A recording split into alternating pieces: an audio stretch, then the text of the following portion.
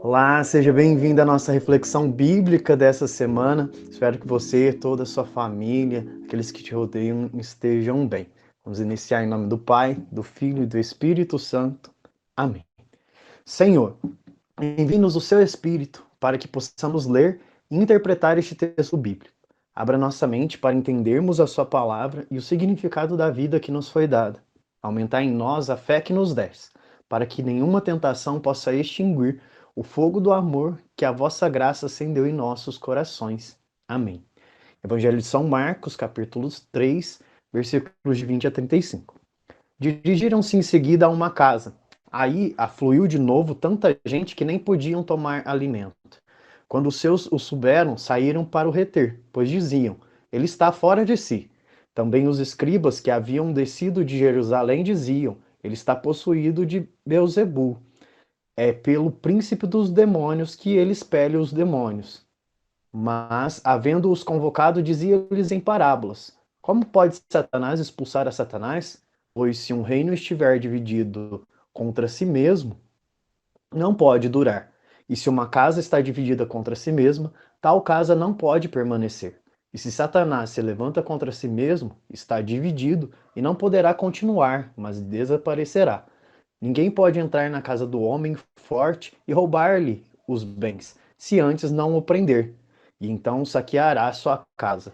Em verdade vos digo, todos os pecados serão perdoados aos filhos dos homens, mesmo as suas blasfêmias, mas todo o que tiver blasfemado contra o Espírito Santo jamais terá perdão, mas será culpado de um pecado eterno. Jesus falava assim porque tinham dito: Ele tem um espírito imundo. Chegaram sua mãe e seus irmãos, e estando do lado de fora, mandaram chamá-lo. Ora, a multidão estava sentada ao redor dele, e disseram-lhe: Tua mãe e teus irmãos estão aí fora e te procuram. Ele respondeu-lhes: Quem é minha mãe e quem são os meus irmãos?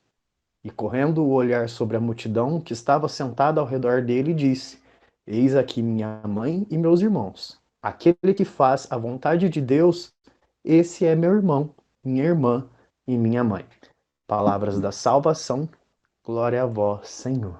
A gente pode tirar muitas lições desse trecho do Evangelho. Primeiramente, que ao perceber Jesus anunciando o reino de Deus, anunciando que era filho de Deus, fazendo os milagres e falando de maneira diferente daquilo que era falado naquele ambiente judeu, ele causa espanto.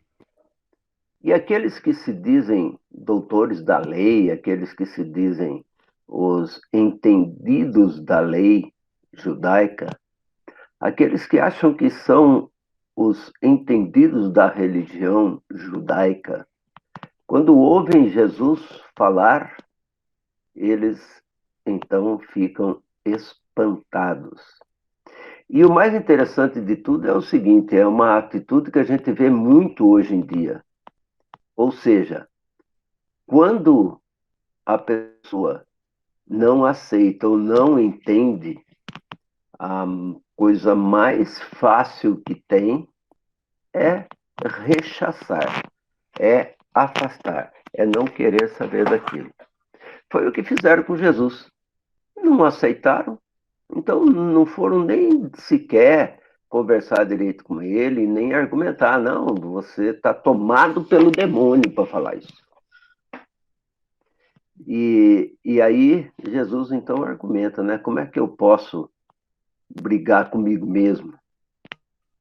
Como é que eu posso espantar o demônio se eu sou um demônio?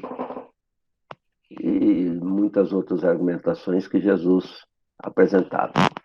Mas há um fato interessante também que a gente viu no final da leitura, quando as mulheres chegam até Jesus, ou a família de Jesus chega até Jesus, e vão falar para ele, ó, chegaram sua mãe e seus irmãos.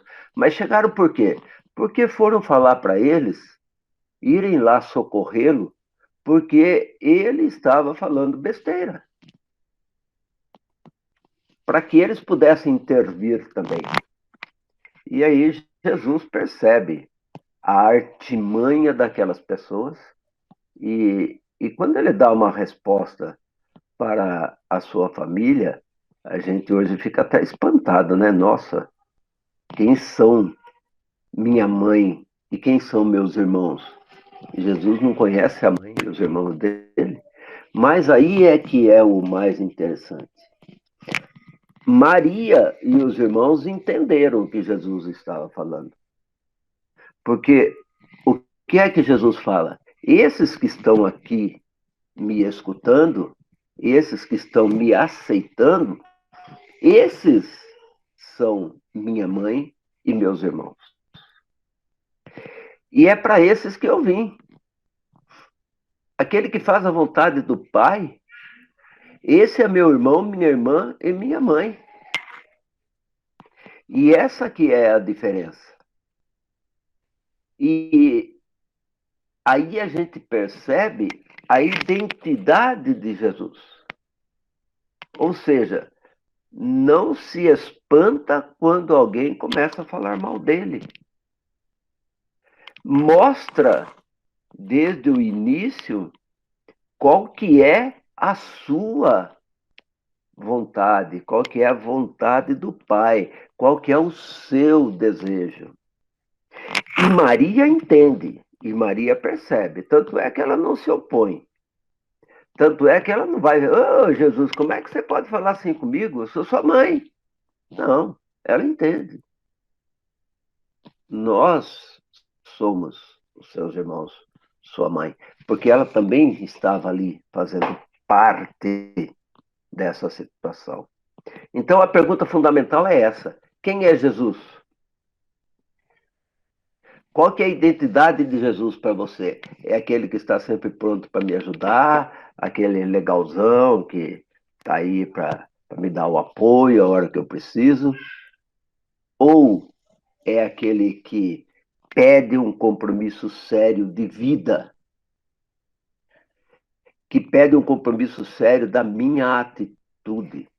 Fazer parte da família de Jesus é a vocação fundamental do cristão de todos os tempos, desde lá até que termine o mundo. Essa é a vocação fundamental dos cristãos, de fazer a vontade do Pai, de viver verdadeiramente a família de Deus, que é quem faz a vontade de Deus e toma o lugar ao redor de Jesus, que não se afasta dele, mas que se une a ele para o bem das pessoas. Esse é o método cristão de fazer acontecer o reino de Deus. Quando o cristão se decide seguir Jesus, implica necessariamente em renunciar ao mal, renunciar às atitudes malignas e maléficas, renunciar àquela forma de vida que não une, que não ama, que não atrai, que não faz bem. Pelo contrário, seguir Jesus significa acolher, amar, estar disponível para o amor, para o bem das outras pessoas, para o bem do mundo, para o bem da sociedade. E é assim que a gente demonstra verdadeiramente que nós fazemos parte da vida de Jesus. Assim como Maria fazia parte, assim como seus irmãos, suas irmãs. E aqueles que estavam ao redor. Porque agora a família não é só aquela Maria, não são só aqueles irmãos. A família agora são todos aqueles que ouvem a sua palavra e a colocam em prática. Que a gente possa realmente entender esse compromisso que nós temos e possamos viver isso intensamente, para que a nossa vida seja de acordo com aquilo que Jesus veio nos ensinar. Então, nós precisamos pensar realmente, para a gente refletir. Eu estou, de fato, colocando a minha vida à disposição das pessoas? Eu faço parte da família de Jesus? Ou eu prefiro seguir os ensinamentos que existem por aí afora e que me afastam das pessoas e que me afastam de Deus? Pense um pouquinho. Com este evangelho de hoje, esta reflexão, continuidade dos evangelhos anteriores, em que nós celebramos o Pentecostes, nós celebramos a Santíssima Trindade, nós somos conduzidos a refletir sobre essa autoridade de Jesus, como no Testamento, no Evangelho anterior, e nesse ainda mais essa identidade de contrariedade em relação ao mal. Nós somos convidados, como o Eugênio disse, a fazer escolha verdadeira e buscar uma verdadeira conversão. E assim eu te convido, como a gente costuma fazer nas nossas orações aqui, a se entregar ao Espírito Santo, pedindo para que ele de fato renove o seu ser, para que através de você seja possível de fato serem construídas mudanças, ser construído o reino de Deus, um mundo melhor. Seja bem-vindo, Espírito Santo, meu coração é o teu lar. Seja bem-vindo, Espírito Santo. A minha casa é também tua casa, a minha família é o teu lugar.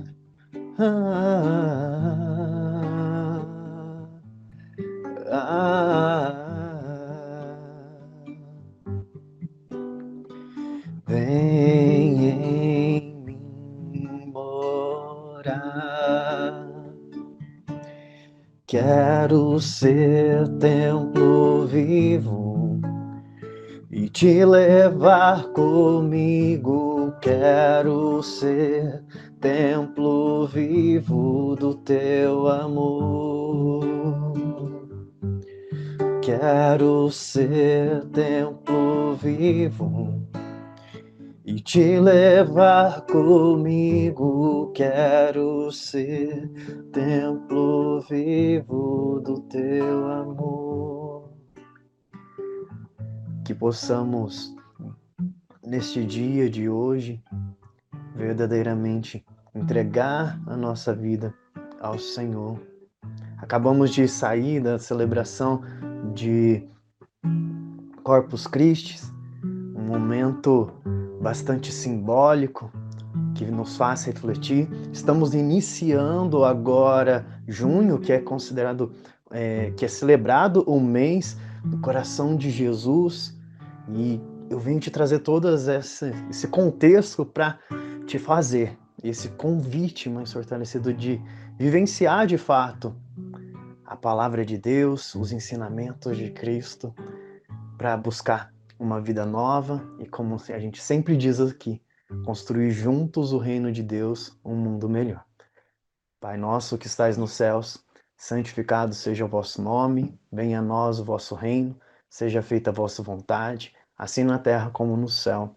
O pão nosso de cada dia nos dai hoje, perdoai as nossas ofensas, assim como nós perdoamos a quem nos tem ofendido, e não nos deixeis cair em tentação, mas livrai-nos do mal. Amém. Vamos então fazer a nossa oração final. E nessa oração vamos pedir a Deus que realmente nos ajude a entender o significado da nossa vida de cristãos, uma vida de família. Deus, nosso Pai, que em Jesus de Nazaré, nosso irmão, fizestes renascer nossa esperança de um novo céu e uma nova terra. Nós os pedimos que façais de nós apaixonados seguidores de sua causa, para que saibamos transmitir a nossos irmãos, por palavras e obras, com a sua mesma coragem e convicção, as razões da esperança que nos sustenta. Nós vos pedimos, inspirados por Jesus, vosso Filho e nosso irmão. Amém. Vamos agora, então, pedir a Deus que derrame sobre nós as suas bênçãos, não só a nós, mas também aos nossos familiares, parentes e amigos. A bênção de Deus Todo-Poderoso, em nome do Pai, do Filho e do Espírito Santo. Amém.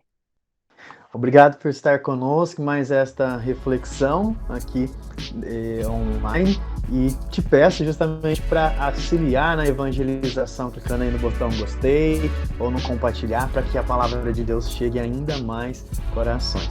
Um grande abraço, uma ótima semana, fique com Deus.